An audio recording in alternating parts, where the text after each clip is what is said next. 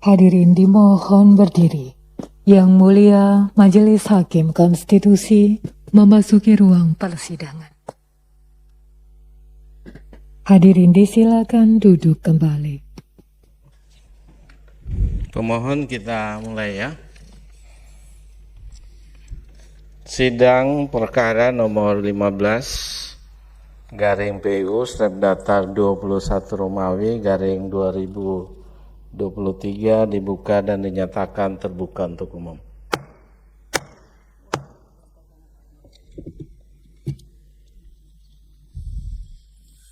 Assalamualaikum warahmatullahi wabarakatuh.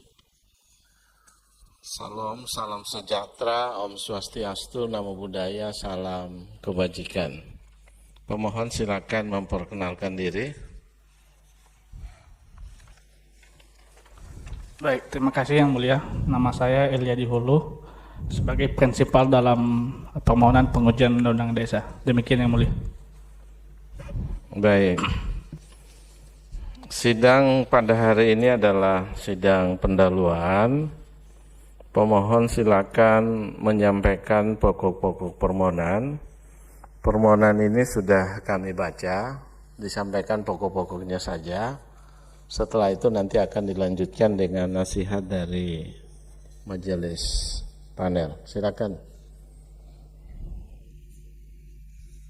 Baik, terima kasih Yang Mulia.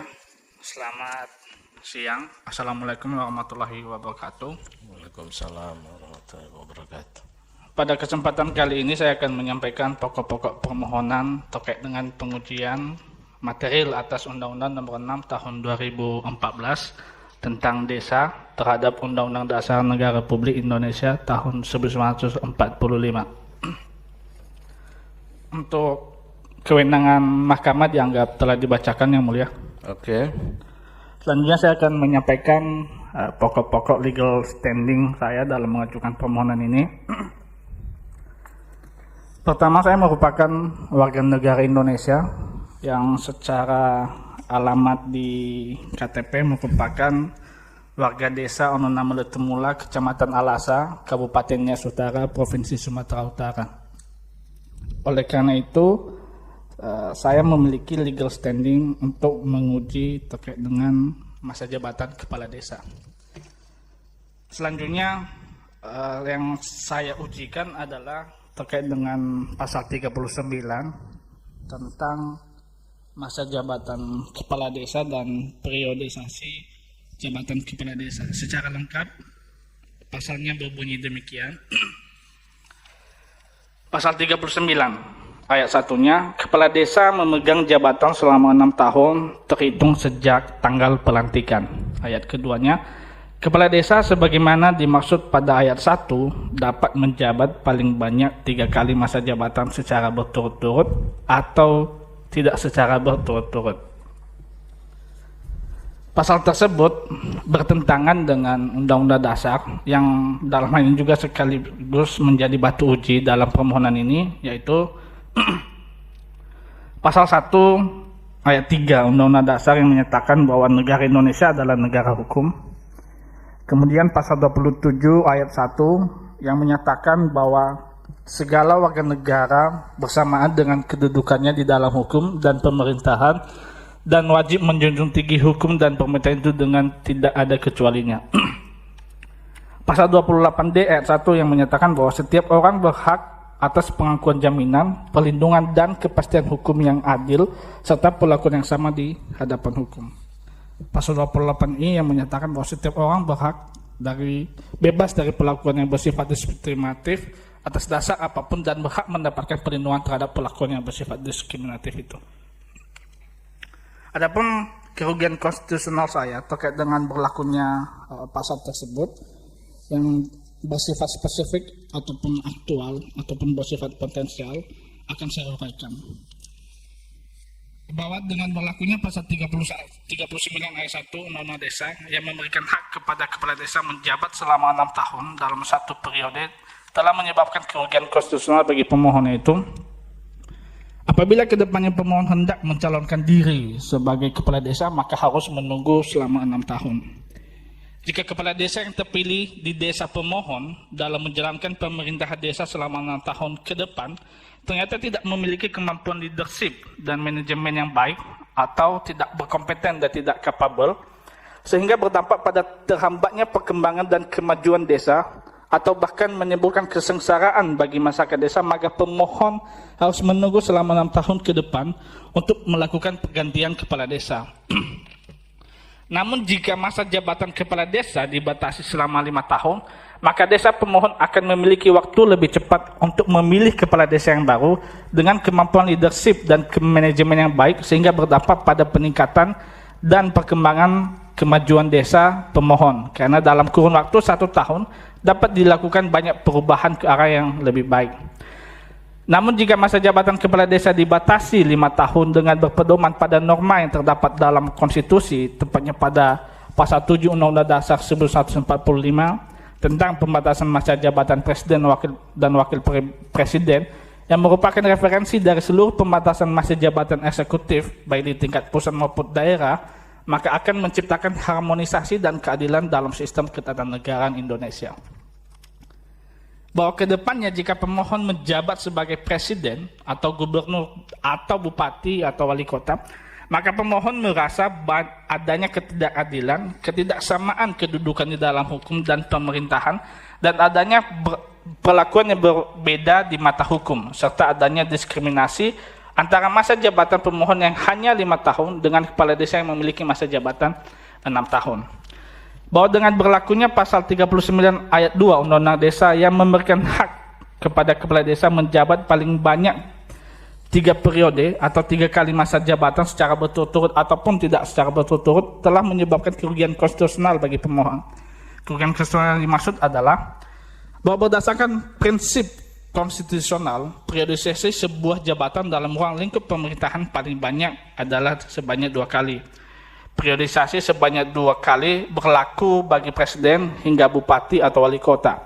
Pembatasan masa jabatan sebanyak 2 periode bagi presiden diatur dalam pasal 7 Undang-Undang Dasar, sedangkan pembatasan periodisasi sebanyak 2 kali bagi gubernur atau wali kota diatur dalam pasal 60 Undang-Undang Nomor 23 Tahun 2014 tentang pemerintahan daerah. Bahwa the given power stands to corrupt, absolute power corrupt absolutely, yang dikemukakan oleh Lord Acton merupakan realitas dalam sebuah kekuasaan. Kekuasaan cenderung korup, kekuasaan mutlak dipastikan korup. Adagim ini bukan hanya relevan pada kekuasaan yang tidak dibatasi baik dari segi hak dan kewenangan, tetapi juga relevan dari segi masa jabatan dan atau periodisasi masa jabatan yang tidak dibatasi atau terlalu lama. Periodisasi masa jabatan yang begitu lama akan memberikan kesempatan yang begitu besar bagi yang berkuasa untuk melakukan tindakan-tindakan koruptif dalam menyelenggarakan pemerintahan, dalam hal ini pemerintahan desa.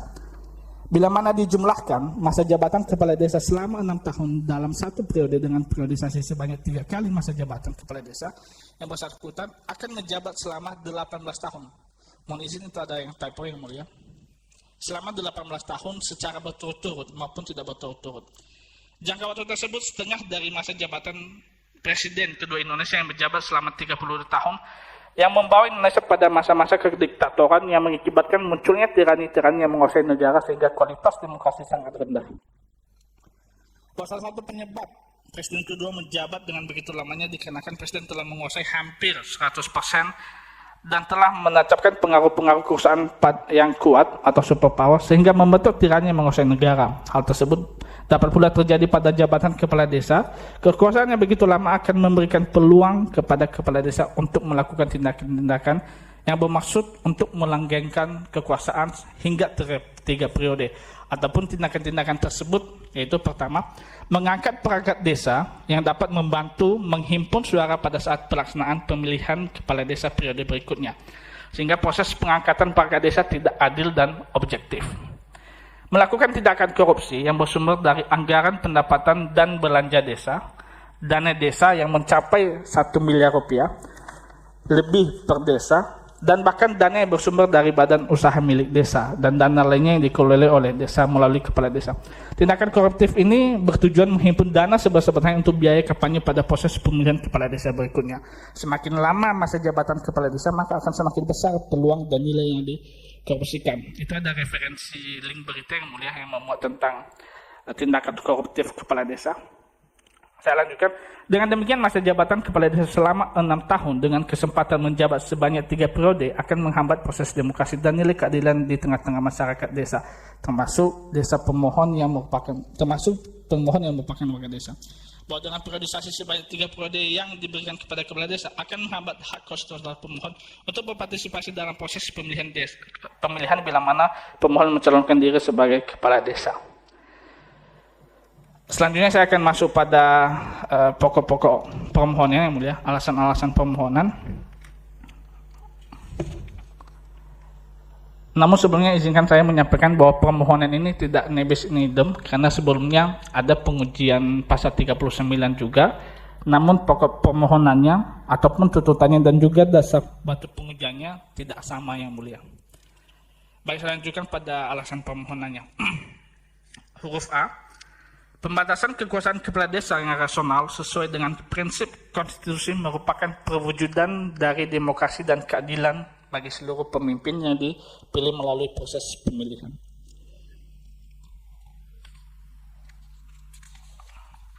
Mengutip pendapat Prof. R.J. Loder bahwa seorang ahli hukum tata negara Belanda dan Lascelles dalam satu laporannya yang menyatakan bahwa bangunan hukum desa merupakan fundament bagi tata negara Indonesia, yang dikutip dari buku Sutarjo. Artinya bangsa dan negara sebenarnya terletak di desa. Dengan demikian harus ada sinkronisasi terkait dengan beberapa peraturan yang bersifat mendasar antara sistem pemerintahan pusat dengan sistem pemerintahan desa. Salah satu peraturan yang bersifat mendasar yang harus disinkronkan adalah masa jabatan kepala desa agar sesuai dengan Undang-Undang Dasar 1945. Jika hal tersebut tidak disinkronkan, maka fundament bangunan hukum desa tidak sesuai dengan ketatanegaraan Indonesia sebagai yang disebutkan oleh ahli tadi. Pengaturan masa jabatan dikategorikan sebagai hal mendasar dikarenakan masa jabatan terlalu lama pernah membawa Indonesia dalam kekelaman sehingga mempengaruhi ketatanegaraan Indonesia. Selanjutnya, desa-desa di Jawa menyerupai republik kecil di mana pemerintahan desa dibangun atas dasar prinsip kedaulatan rakyat, dikutip dari Sutarjo Kartohadikusumo. Republik kecil yang dimaksud dalam penjelasan di atas tentunya merujuk pada negara Indonesia berbentuk republik yang memiliki pembatasan masa jabatan bagi pemimpin yang diatur dalam Undang-Undang Dasar. Sedangkan prinsip kedaulatan rakyat dipresentasikan melalui pelaksanaan nilai-nilai demokrasi dalam berbangsa dan bernegara. Demokrasi adalah nilai dan sistem yang memberikan bingkai tata pemerintahan desa. Secara konseptual, demokrasi mengandung sejumlah prinsip dasar. Pertama, representatif, kedua, transparansi, ketiga, akuntabilitas, keempat, responsivitas, dan partisipasi. Yang semua prinsip ini menjadi fondasi dasar bagi pengelolaan kebijakan, perencanaan desa, pengelolaan keuangan desa, dan pelayanan publik. Kalau prinsip-prinsip dasar ini tidak ada di desa, maka akan muncul penguasa tunggal yang otokratis.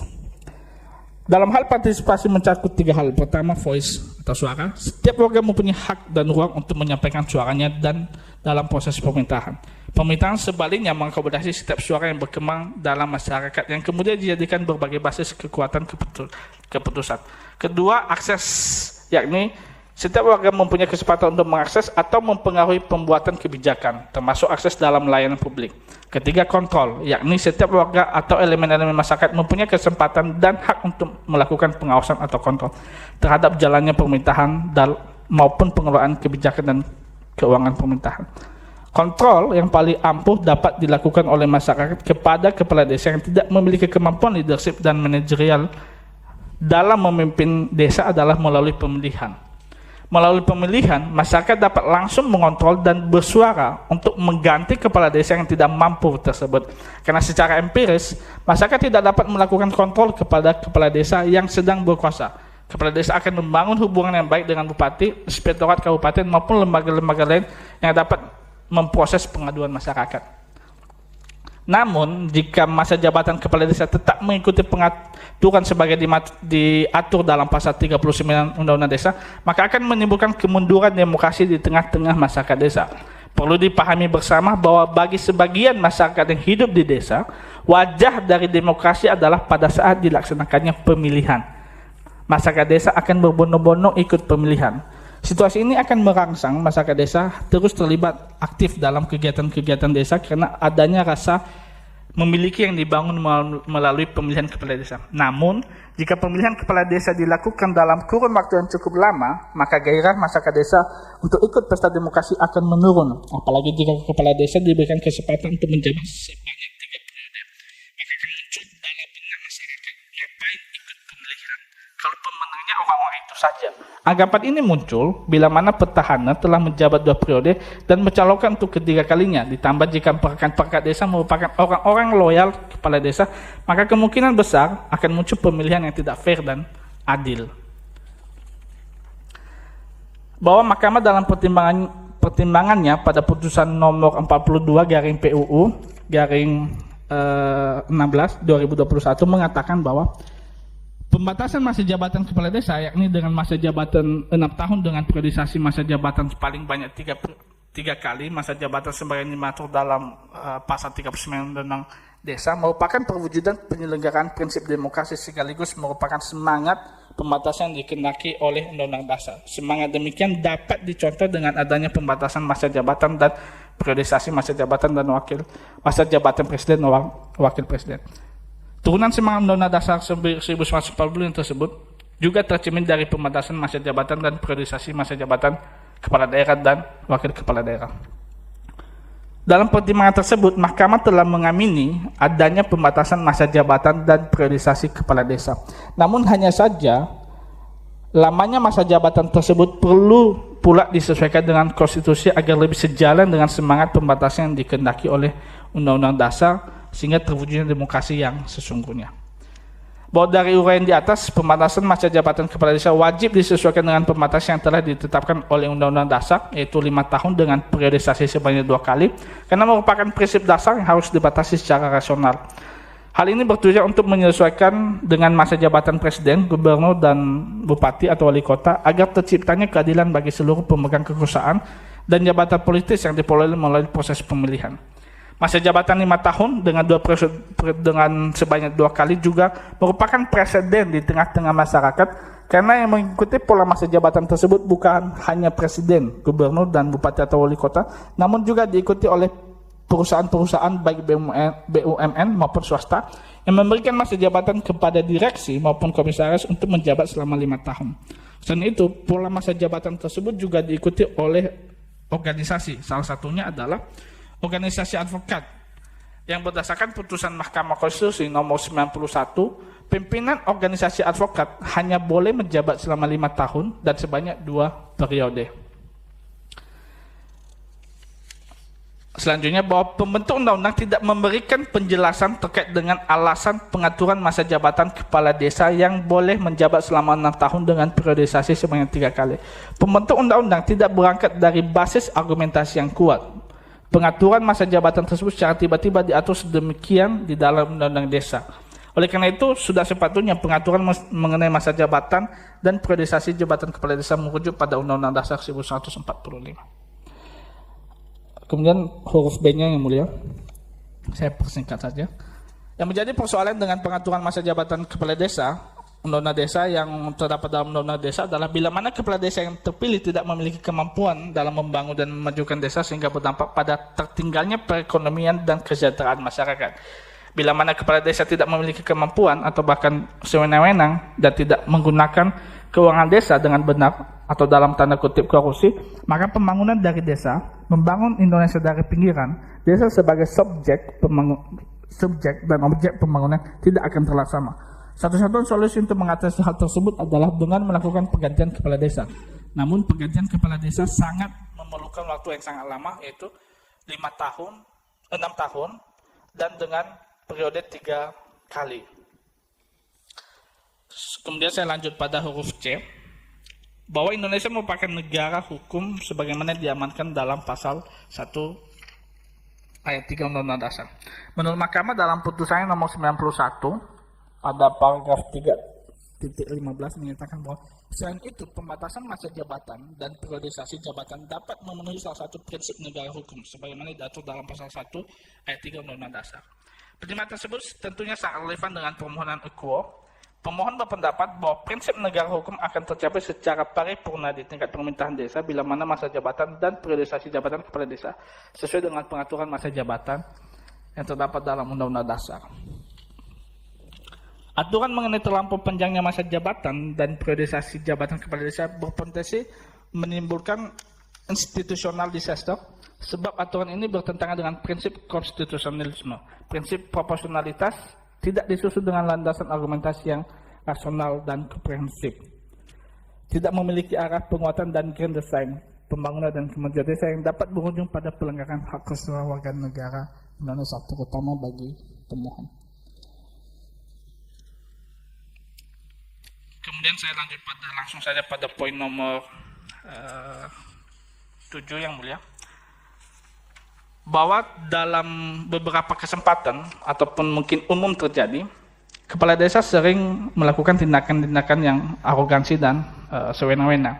Bahwa salah satu bentuk arogansi yang dilakukan oleh kepala desa adalah pada proses pengangkatan perangkat desa. Kepala desa seringkali mengangkat perangkat desa yang memiliki hubungan politis, kekeluargaan, maupun hubungan kekerabatan yang dekat dengan kepala desa. Salah satu contoh nyata adalah proses pengangkatan perangkat desa yang terjadi di desa pemohon. Yang tadi telah pemohon sampaikan di desa Ononamulu Temula, Kecamatan Ayasa, Kabupaten Nasarawa.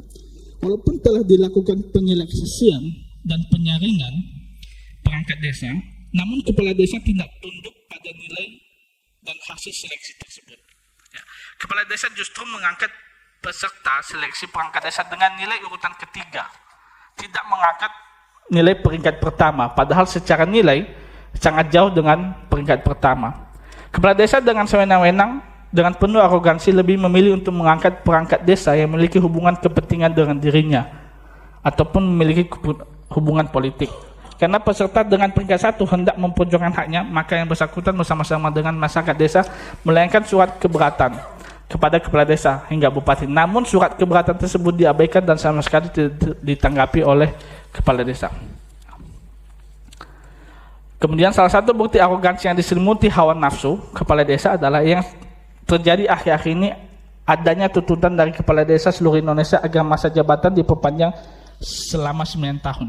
Tuntutan yang sangat tidak masuk akal dan tuntutannya membunuh nilai-nilai demokrasi yang telah dibangun oleh pejuang reformasi dan pastinya bertentangan dengan prinsip negara hukum. Bila mana hal ini dikabulkan, maka kepala desa dapat menjabat hingga 27 tahun. Hanya berjarak 5 tahun dari jabatan Presiden Indonesia yang kedua yang membawa kemerosotan demokrasi dan peningkatan tindakan otoritarianisme. Menurut pemohon, tuntutan tersebut muncul akibat adanya kesempatan awal yang diberikan oleh pembentuk undang-undang yang mengatur masa jabatan 6 tahun bagi kepala desa. Merasa tidak puas, maka tuntutan tersebut pun muncul. Manusia merupakan wadahnya hawa nafsu, akan selalu merasa kurang dan kurang. Maka harus bertindak untuk membatasi masa jabatan dan periodisasi jabatan kepala desa agar sesuai dengan prinsip Undang-Undang Dasar tahun 1945. Dan juga kita harus mengingat bahwa Mahkamah memiliki fungsi yang salah satunya adalah sebagai pengawal Constitution atau the Guardian of the Constitution dan sebagai pengawal demokrasi atau the Guardian of Democracy. Bahwa selain efek negatif tersebut di atas, jabatan 3 periode kepala desa juga dijadikan sebagai referensi oleh pendukung Presiden, dalam hal ini Bapak Jokowi, untuk menjabat sebanyak 3 periode. Lagi-lagi jabatan 3 periode menimbulkan hal yang begitu buruk dalam sistem ketatanegaraan Indonesia. Saya telah melampirkan link beritanya yang mulia. Oleh karena pasal 39 ayat 1 dan ayat 2 memiliki penjelasan pada undang-undang tersebut, maka bila mana permohonan itu dikabulkan berlaku secara mutandis pada bagian penjelasannya, khususnya penjelasan pasal 39 ayat 2 yang penjelasannya disesuaikan dengan putusan Mahkamah dengan nomor 42. Selanjutnya petitum yang mulia, bahwa dari seluruh dalil-dalil yang diuraikan di atas dan bukti-bukti terlampir, dengan ini pemohon memohon kepada Yang Mulia Majelis Hakim Mahkamah Konstitusi untuk kiranya berkenan memberikan putusan sebagai berikut. Yang pertama, mengabulkan permohonan pemohon untuk seluruhnya. Kedua, menyatakan pasal 39 ayat 1 Undang-Undang nomor 6 tahun 2014 tentang desa, Lembaran Negara Republik Indonesia nomor 7, tambahan Lembaran Negara Republik Indonesia nomor 5455, bertentangan dengan Undang-Undang Dasar Negara Republik Indonesia tahun 1945 dan tidak mempunyai kekuatan hukum mengikat sepanjang tidak dimaknai. Kepala desa memegang jabatan selama 5 tahun terhitung sejak tanggal pelantikannya. 3. menyatakan pasal 39 ayat 2 Undang-Undang Desa nomor 6, Undang-Undang nomor 6 tahun 2014 tentang desa bertentangan dengan Undang-Undang Dasar Negara Republik Indonesia tahun 1945 dan tidak mempunyai kekuatan hukum mengikat sepanjang tidak dimaknai. Kepala desa sebagaimana dimaksud pada ayat 1 dapat menjabat paling banyak 2 kali masa jabatan secara berturut-turut atau tidak secara berturut-turut. Memerintahkan pemuatan putusan ini dalam berita negara Republik Indonesia sebagaimana mestinya, atau apabila Yang Mulia Majelis Hakim Mahkamah Konstitusi memiliki pendapat lain, mohon putusan seadil-adilnya. Demikian Yang Mulia, terima kasih. Baik, terima kasih pemohon yang juga prinsipal ya. Tidak ada kuasanya. Saudara Eliadi ini kan sering beracara di MK ya? Begitu Yang Mulia, betul. Ya. Apakah saudara punya izin advokat atau belum? Belum Yang Mulia. Belum ya? Belum. Kalau udah punya izin advokat harus pakai toga nanti ya? Baik Yang Mulia. Baik. Setelah saudara membacakan pokok-pokok permohonan, pada saat ini ada kewajiban hakim panel untuk memberikan nasihat terkait dengan permohonan ini. Nanti pemohon bisa mencermati nasihat-nasihat yang disampaikan oleh para Yang Mulia. Yang pertama saya beri kesempatan kepada Yang Mulia Profesor Arif Hidayat untuk menyampaikan nasihat. Silakan Yang Mulia. Baik, Yang Mulia Pimpinan Bapak Dr. Daniel Yusmik, mohon izin Prof. Eni, Yang Mulia, saya mendahului membaca permohonan ini. Saya berpendapat sudah cukup baik sesuai dengan PMK, itu yang pertama. Kemudian yang kedua, saudara sudah bisa menguraikan bahwa permohonan ini sudah bisa lolos dari pasal 60 khususnya dan pasal 87 Undang PMK kita. Karena apa? Karena sudah pernah ada permohonan yang berkait dengan hal ini, itu perkara nomor 3 tahun 2022 dan 42 2021. Kalau saya amati ya, apa yang diuraikan memang berbeda dengan apa yang sudah ada dalam putusan tersebut. Kemudian yang berikutnya perlu sedikit saya menyampaikan supaya bisa diperbaiki. Anda hanya kurang pada waktu menguraikan syarat kerugian konstitusional, mestinya bisa diuraikan supaya punya legal standing. Itu diuraikan menggunakan 5 kriteria yang ditentukan di sini. 1, 2, 3, 4, 5 yang menyangkut Anda mempunyai hak konstitusional yang diberikan oleh Undang-Undang Dasar. Kemudian hak konstitusional tersebut dirugikan karena undang-undang yang diujikan atau pasal yang diujikan. Dan kerugian konstitusional itu bersifat spesifik dan khusus, aktual atau potensial. Itu nanti diuraikan dengan menggunakan kriteria ini. Dan yang agak sulit adanya hubungan sebab akibat antara kerugian itu dengan undang-undang yang atau pasal yang diujikan. Yang terakhir, dengan dikabulkannya permohonan ini, maka kerugian konstitusional itu tidak akan terjadi atau tidak terjadi lagi. Itu tolong pada waktu menguraikan mengenai legal standing itu dibahas secara mendalam, ya. Kemudian yang kedua, masuk ke pokok permohonan.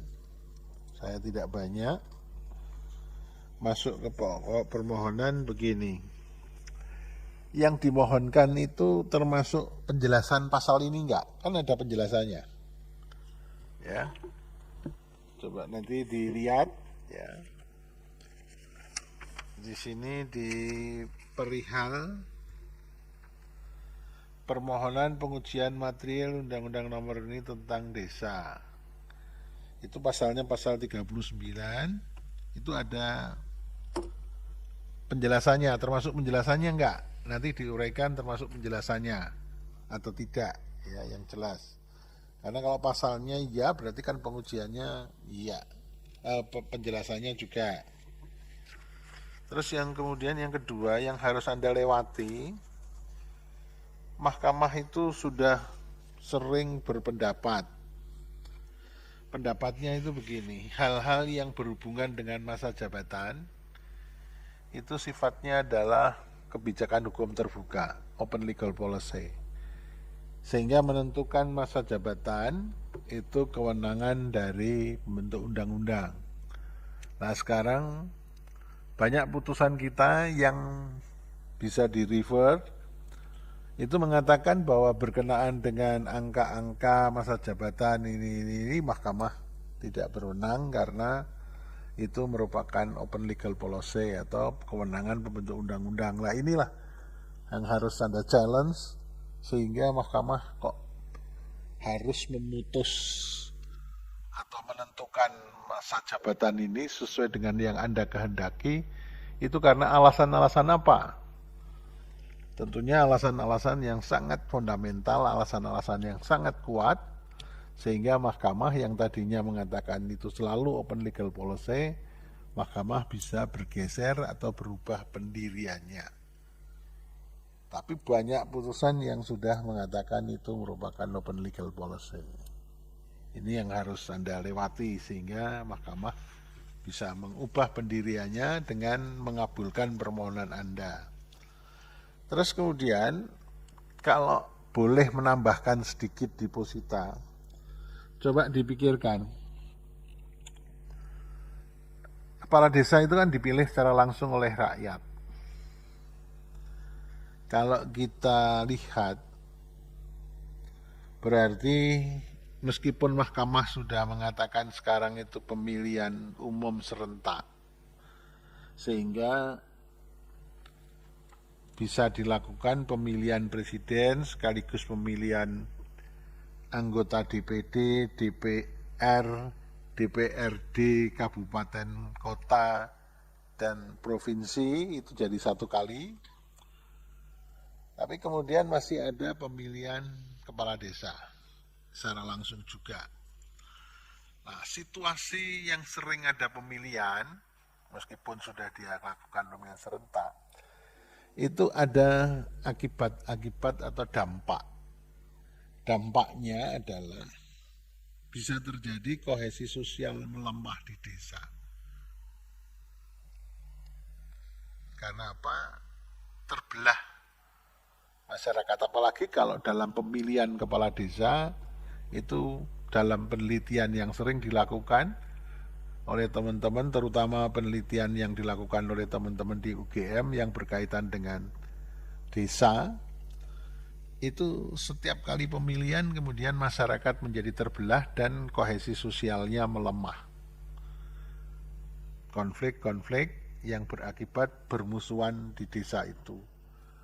Nah, sekarang kalau dipersingkat pemilihannya menjadi 5 tahun, berarti luka 5 tahun itu apakah sudah sembuh atau tidak, bagaimana? Saudara bisa memberikan argumentasi yang kuat mengenai hal itu. Apakah betul masyarakat desa sekarang sudah dewasa sehingga dalam melakukan pemilihan tidak menjadi terbelah, tidak meruntuhkan, tidak melemahkan kohesi sosial politik di desa? Itu coba Anda bisa men-challenge itu, memberikan argumentasi. Kalau itu 6 tahun berarti ada jeda lebih panjang dibanding kalau itu 5 tahun. Kemudian juga biaya. Kalau kepala desa setiap 5 tahun berarti itu juga menyangkut biaya. Ini juga coba di challenge, meskipun ya itu terserah Anda, karena saya tidak akan masuk di dalam substansi, tapi coba itu hal-hal yang semacam itu dipikirkan.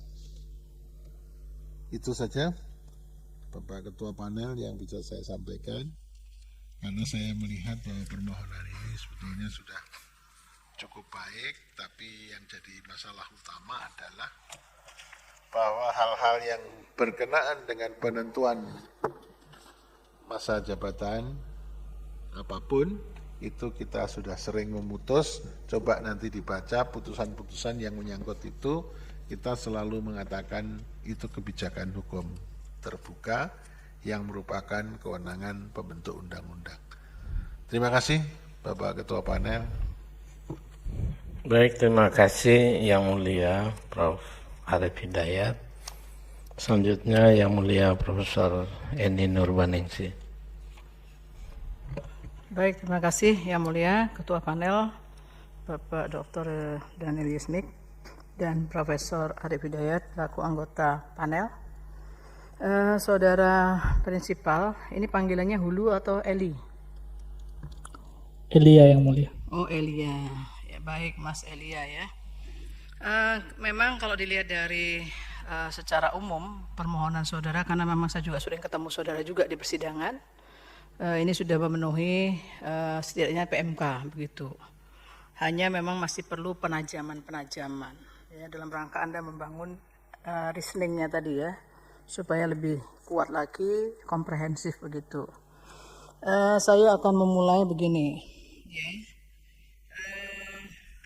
Pertama di bagian perihal ini tolong diperjelas yang Anda mohonkan tadi, perihalnya apa? Ini kan Anda menyebutkan hanya Undang-Undang Nomor 6 Tahun 2014. Dipertegas saja. Mulai dari perihal ini Anda pertegas, Anda menguji apa seperti itu ya. Itu Anda pertegas sekali lagi ya. Kemudian di bagian kewenangan mahkamah, ini walaupun sudah Anda buat seperti ini, sebaiknya nanti Anda coba disusun lagi yang lebih ini ya, sudah sebetulnya Anda coba menyimpulkan di sini ya. Cuma kesimpulan Anda di atas itu pindahkan ke bawah saja. Pertama Anda uraikan kewenangan mahkamah itu sumbernya dari Undang-Undang Dasar dulu. Kemudian Undang-Undang Kekuasaan Kehakiman, Undang-Undang MK, Undang-Undang P3, pembentukan peraturan perundang-undangan. Boleh Anda tambahkan dengan PMK ya. Setelah itulah kemudian Anda menyebutkan objek yang diuji apa di situ dengan batu ujinya. Ya, baru Anda berkesimpulan. Nah, yang ini sudah Anda buat kesimpulannya di atas, kemudian yang di bawahnya baru Anda uraikan. Sama dengan tadi legal standing harus sudah berkesimpulan, punya legal standing uraiannya di bawah kan begitu. Nah, itu juga begitu. Jadi Anda buat seperti itu urut-urutannya ya. Kemudian soal kedudukan hukum. Soal kedudukan hukum ini saya juga melihat Anda tiba-tiba di bagian halaman, ini halamannya nggak ada ya? Ditulis ya halamannya Mas ya? Baik Yang Mulia. Ya, di butir 4 itu Anda mengatakan langsung dengan demikian punya legal standing. Nah, ini Anda harusnya mengatakan pertama soal kualifikasinya sebagai perseorangan. Kemudian Anda uraikan syarat-syarat kerugian hak konstitusional itu, yang ada 5 itu, apa anggapan kerugiannya. Ya, saya melihat di sini Anda menyebutkan salah satu haknya di situ adalah terkait dengan pasal 1 ayat 3 Undang-Undang Dasar. Itu kan bukan soal hak itu. Itu kan berkaitan dengan negara Indonesia dan negara hukum. Ya, tidak bicara soal hak konstitusional warga negara seperti itu, ya. Nah, itu coba Anda perhatikan, dicermati ya. Nah, kemudian hak setelah Anda firm sekali apa yang menjadi hak yang diberikan oleh Undang-Undang Dasar, kemudian menurut anggapan saudara itu dirugikan, nah Anda bisa menegaskan apakah kerugian itu memang sifatnya spesifik, aktual, ataukah setidaknya potensial. Pertanyaan saya sekarang adalah apakah Anda pernah mencalonkan misalnya sebagai calon kepala desa? Apakah Anda pernah misalnya memberikan masukan tapi tidak digubris? Seperti itu juga penting itu untuk mempertebal alasan legal standingnya itu, ya. Jadi tidak semata-mata warga negara dengan asumsinya tadi, tetapi juga paling tidak apa bukti-bukti yang memperkuat, ya. Misalnya aktual pernah melakukan ini seperti itu ya. Itu penegasan-penegasan itu penting kiranya untuk dituangkan lebih lanjut di dalam uraian soal legal standing itu ya. Kemudian begini, kalau dikaitkan dengan bagian posita di sini ya, ini kan Anda mempersoalkan di bagian posita ini sebetulnya pasal 39 ayat 1 dan 2 ya. 2 itu yang Anda persoalkan, tadi tidak termasuk penjelasan yang saya tangkap di sini. Ya, walaupun Anda perlu menegaskan nanti di situ ya. Sebetulnya kan ketika kita membaca pasal 39 itu kan yang Anda minta untuk disetarakan dengan jabatan politik kan begitu. Paling tidak 5 tahun dan sesudahnya dapat dipilih kembali kan begitu. Nah, tolong Anda bangun legal reasoningnya yang kuat. Kenapa? Karena berkaitan dengan jabatan kepala desa ini kan bukan hal yang baru sebetulnya. Sudah sejak zaman Bahola lah begitu ya. Sejak undang-undang saya ambil yang 79 aja. Ya, 79 itu kan 8 tahun. Dipilih kembali 16 tahun. Kemudian ada perubahan ya di Undang-Undang 2299 memang agak lebih berbeda dia. Dia bisa 10 tahun maksimal kan begitu. Kemudian berikutnya berubah lagi di Undang-Undang 32 24 ya. Itu 12 tahun, 6 tahun dipilih kembali 12 tahun. Nah, bahkan ada yang disesuaikan dengan kondisi desa setempat, desa adat lebih dari itu kan begitu. Dan yang terakhir ini adalah undang-undang yang Anda mohonkan pengujian ini sampai 18 tahun. Bagaimana Anda bisa membangun legal reasoningnya? Ya, kenapa kok masa jabatan kepala desa sejak awal itu kok lebih panjang? Apa alasannya? Coba Anda cari risalahnya, misalnya seperti itu. Coba Anda kemudian ungkapkan apa yang dasar pemikirannya, apakah kemudian alasan filosofisnya di situ, ya. Itu untuk mempertebal argumentasi saudara berkaitan dengan soal 5 tahun tadi. Mengapa ini tidak seperti lazimnya jabatan politik begitu, ya. Itu saya kira menjadi sangat penting karena ini saya lihat Anda tiba-tiba saja menyetarakan dengan jabatan politik, tetapi Anda tidak membangun sebuah argumentasi yang kokoh berkaitan dengan dari dulu memang sudah begitu. Kemudian di mana letak pertentangannya dengan Undang-Undang Dasar? Saya kira penting untuk dipertebal lagi di situ ya. Kemudian yang berikutnya adalah ini kan dari tadi saya dengar Anda membangun asumsi sebetulnya. Asumsi bahwa kepala desa itu masa jabatannya lama. Kalau kemudian dia mengikuti ketentuan undang-undang dan terpilih kembali bisa 18 tahun. Anda mengatakan, nah ini kan bagaimana dia diawasi, bagaimana dikontrol seperti itu. Kemudian bagaimana dia kinerjanya bisa baik. Saya menyarankan nanti pada waktu Anda berargumentasi soal itu, silakan dibaca utuh bunyi undang-undang itu. Di situ kan ada pengawasan dari Badan Permusyawaratan Desa, ya. Kemudian ada ketentuan tentang pemberhentian kepala desa ketika dia tidak lagi mampu menjalankan kinerjanya. Kan ada di situ. Di dalam pasal 40 ayat 2, pasal 55, pasal 68, termasuk hak masyarakat desa juga ada berkaitan dengan apa yang dilakukan oleh kepala desa. Bagaimana Anda membangun sebuah argumentasi yang kokoh seperti itu, tapi Anda tidak lepaskan dengan satu kesatuan pasal-pasal yang lain yang berkaitan erat dengan asumsi saudara itu. Ya, supaya asumsi saudara benar-benar dia ada nggak soal kepastian hukum di situ? Ada tidak persoalan hak dan kebebasan seperti itu yang harus dibatasi. Saya kira ini Anda perlu tambahkan lebih tajam lagi ya untuk soal berkaitan dengan asumsi yang saudara bangun tadi ya. Tidak masuk saya ke pokok, tetapi paling tidak saya dengar berkali-kali Anda menyebutkan soal-soal seperti itu. Termasuk nebis in idem ini Anda pertebal lagi. Anda sudah menyebutkan berkaitan dengan pasal atau batu ujinya.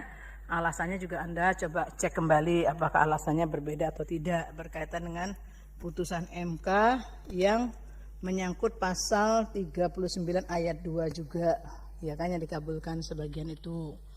Kemudian ada lagi putusan MK yang 39 ayat 1 itu ditolak.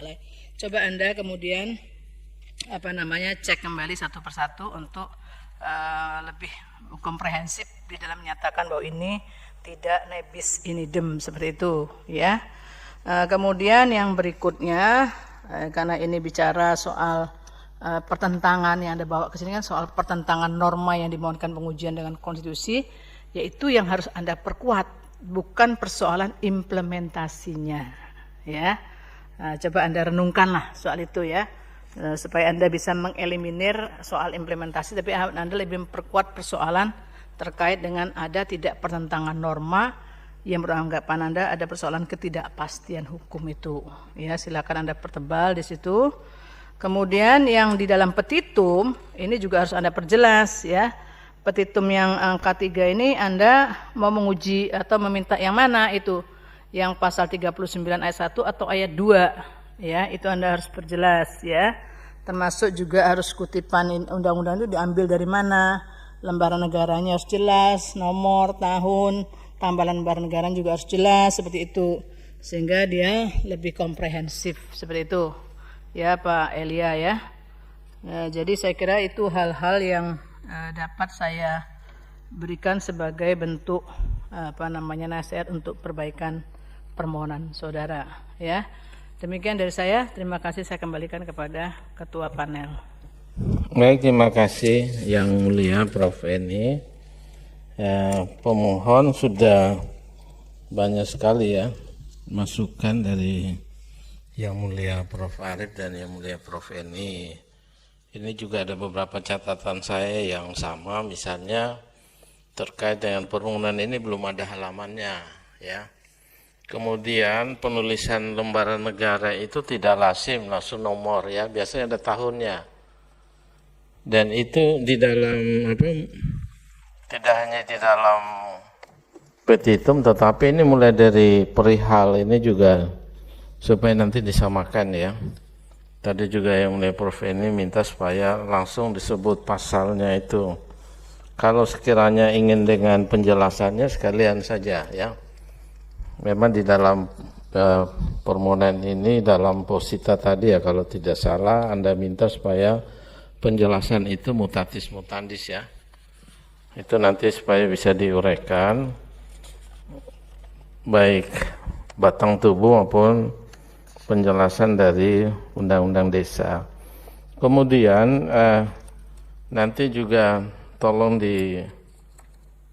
elaborasi dalam permohonan ini terkait dengan tadi yang juga disampaikan Yang Mulia Prof. ini, risalah pembahasannya.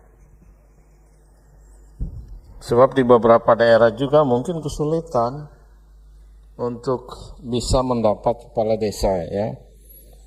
Atau juga karena faktor-faktor lain. Nah itu nanti tolong dibaca, diuraikan lebih lengkap mungkin terkait dengan risalah itu.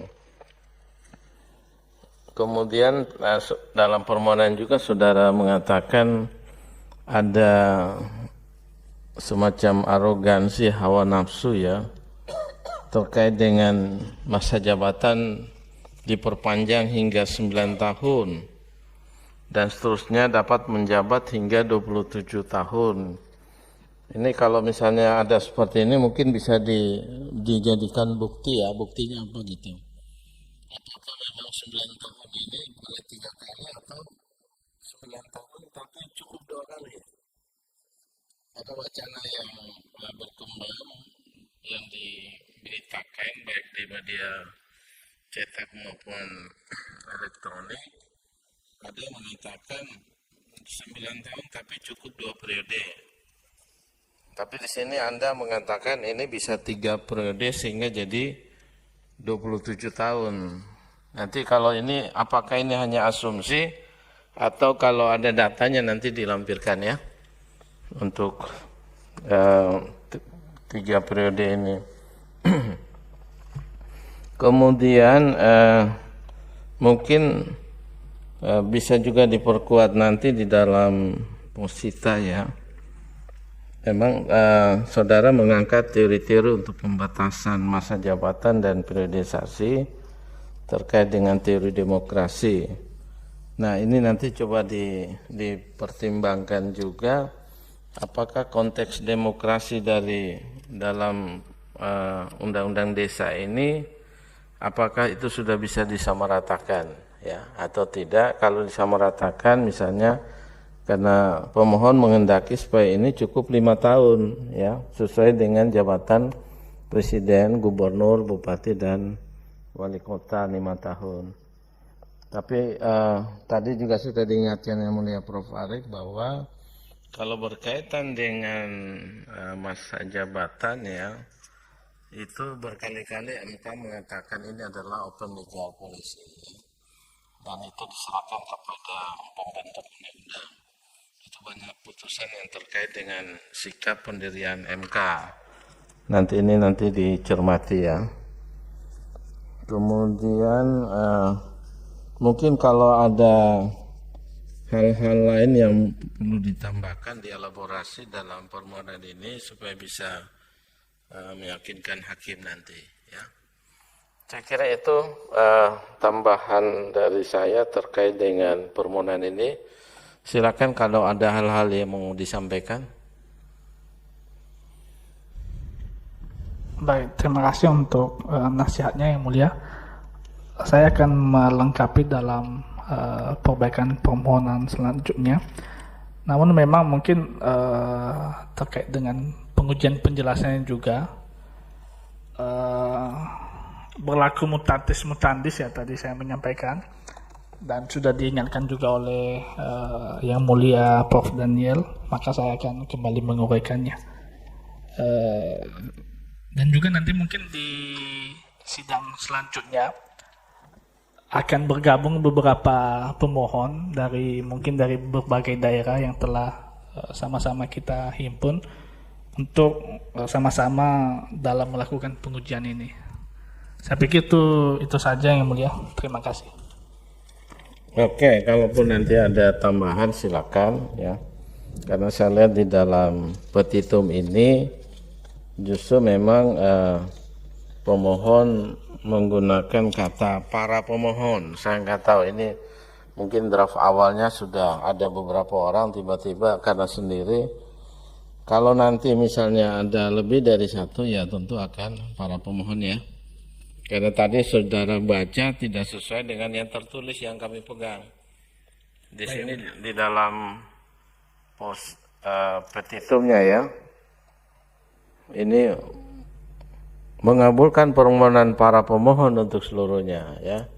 Jadi kalau nanti sekiranya ada yang tambahan silakan, lalu nanti disesuaikan dengan permohonan ini ya. Silakan ada tambahan dari Yang Mulia Prof. Ini. Gini, Saudara Elia ya, ini kan yang mohonkan Saudara sebagai prinsipal sendirian ya. Saudara sudah menguraikan berkaitan dengan legal standing.